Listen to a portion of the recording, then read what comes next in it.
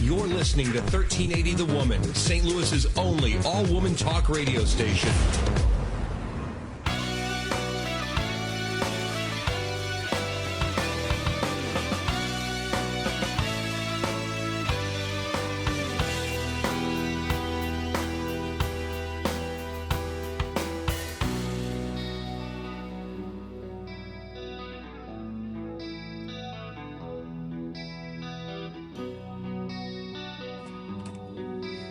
Welcome back to Friday the Beat.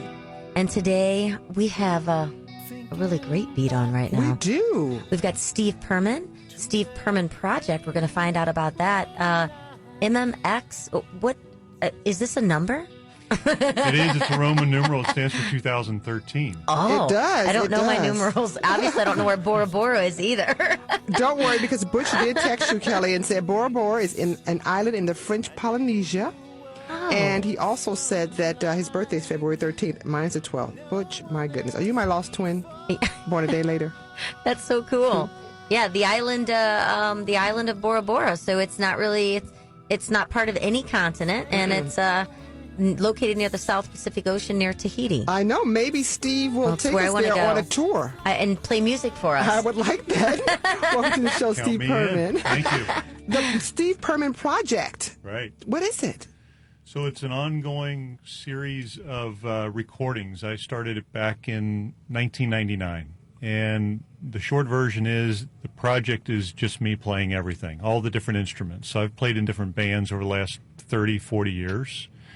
And it was an opportunity for me to take my personal compositions and start recording them myself, but I play all the instruments. How many instruments do you play, Steve? Hard to say. I guess it depends on the project. And so I play guitar, drums, piano, keys, strings, do the vocals, whatever I need to do. What did you learn first, how to play?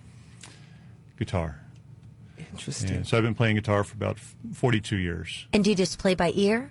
I mean, to play that many instruments, you have to be very... I studied music earlier on in my life, but I now play by ear and just sort of pick up different instruments as I need to. At one point, I was director of engineering for Gibson Guitar, so I got a lot of influence from a lot of different people in Nashville. So, what made you start the project? Because this is a big undertaking. Yeah, the overall project... I had been out of music for maybe 10, 15 years. And after being out of music that long, I had all these different songs built up inside of me back in late 1990s. And I wanted to write music. And I wanted to somehow get those down to where I could share those with people. And in the old days, you had to go to a studio that had hundreds of thousands of dollars worth of equipment to be able to even record anything. And you spent a lot of dollars to rent time. And in 1999, recording technology completely changed. There's digital technology available, and I started just playing around with that. And next thing I knew, I could actually play all the instruments and make it work in my home. And so, I don't know, all these songs have been pent up inside of me for 10 years, 40 songs or so. And I just started writing and recording, and 3 CDs came about as a result.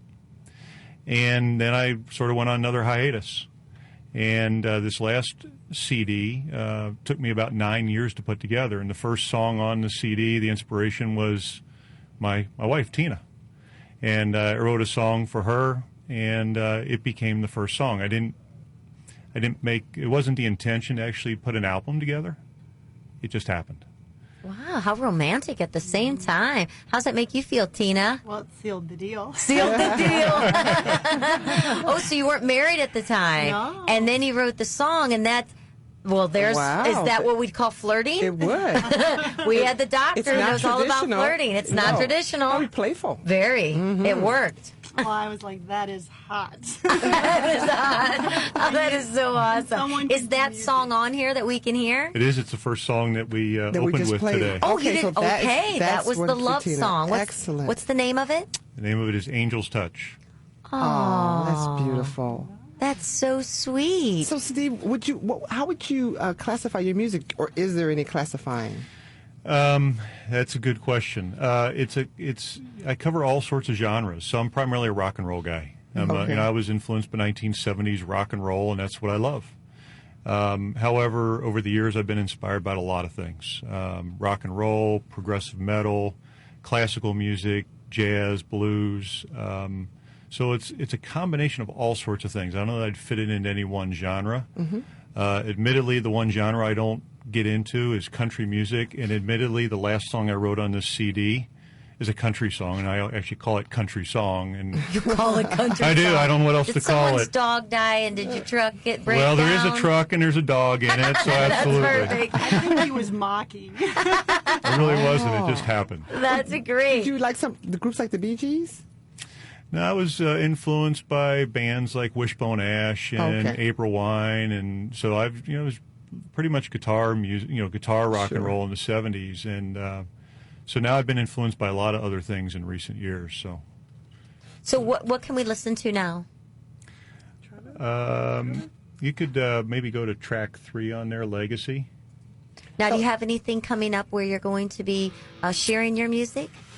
I am going to do an album launch party over the fall. I haven't determined the date yet, but it's going to happen here soon. Oh, you have to let us know then.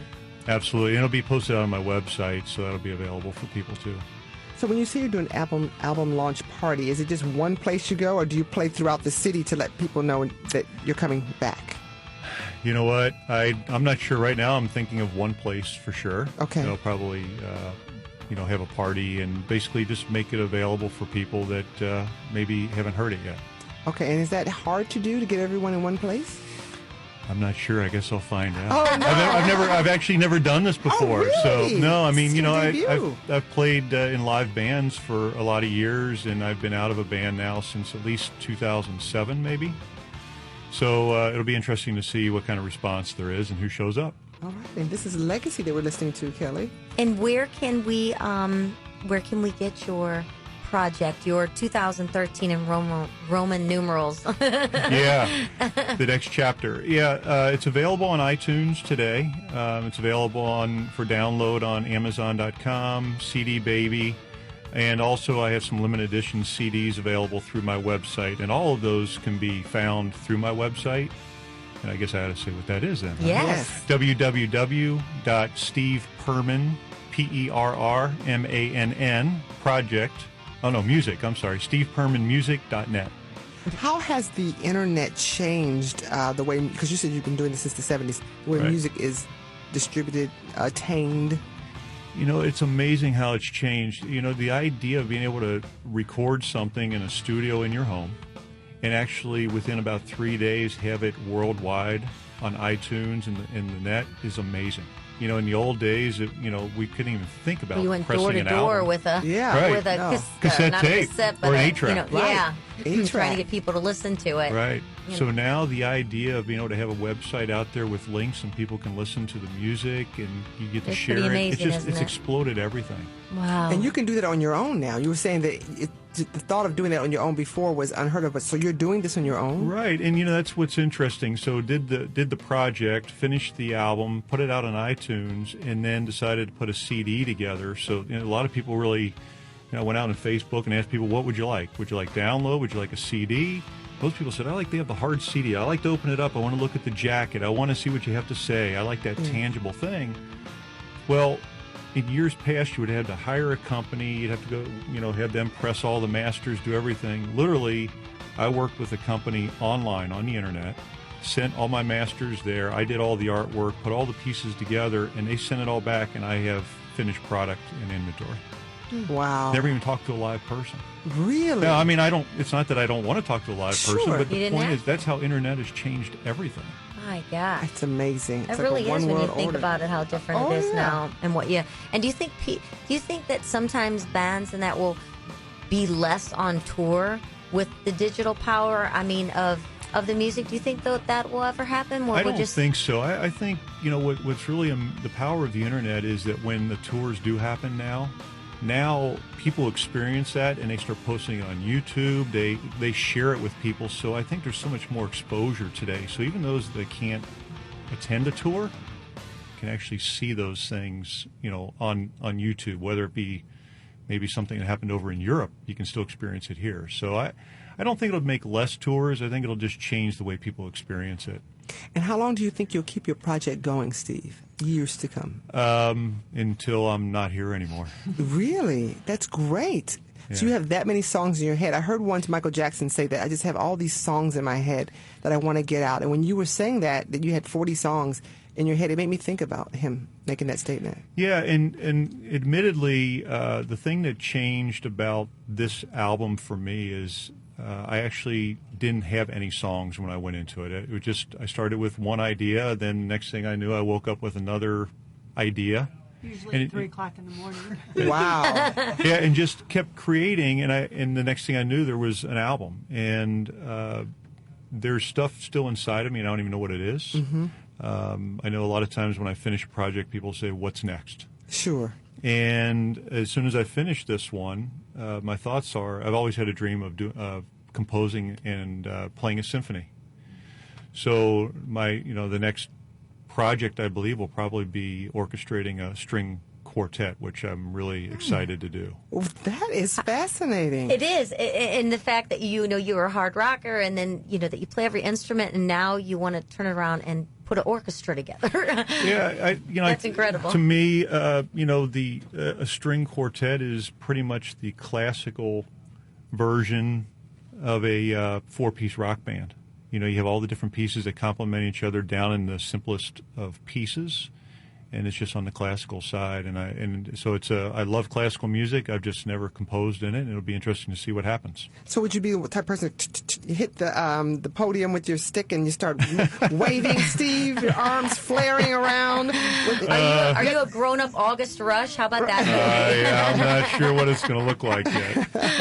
That's wonderful. Absolutely. Well, it's nice to know that you have a love for all music. That's not one genre that you're interested in. And No. to think you go from, the hard rock to the classical. I know. It's usually not, but country, not so hot on. Well, I guess I've learned to never say never. We should Okay, probably good. go We'll to get a break. rap album going Should we then. go to break on the country song, or do you want Manifestation? Country song would be fine. Let's I do like it. that Steve Perman project, a 2013 written in Roman numerals. The Next Chapter. It's currently available on iTunes, Amazon, CD Baby, and limited edition CD. Thank you so much, Steve, for coming on our show today. Thank you. I've Steve enjoyed and your it. lovely wife, Tina, who, guys, it looks like you need to write a song if you want to seal the deal. Absolutely. It's better than a ring, I guess. Yeah, put a ring on Thanks it. so much. Thank you. Steve. All right, we'll be right back. And we're going to come back because it's just that ridiculous, apparently. Yeah, we have something we found out that you're going to say, that's ridiculous. We'll be back with more fun. We're almost done. It's Friday, and the weekend's going to be here. Whoop, whoop. That's like exciting. We'll be back. 1380 The Woman, 1380woman.com. Friday. What's up with the cowboy hats? Guitar slinging, posse chat, Spartan goatee, Suco boots and jeans. It's a country song. You're listening to 1380 The Woman, St. Louis's only all-woman talk radio station.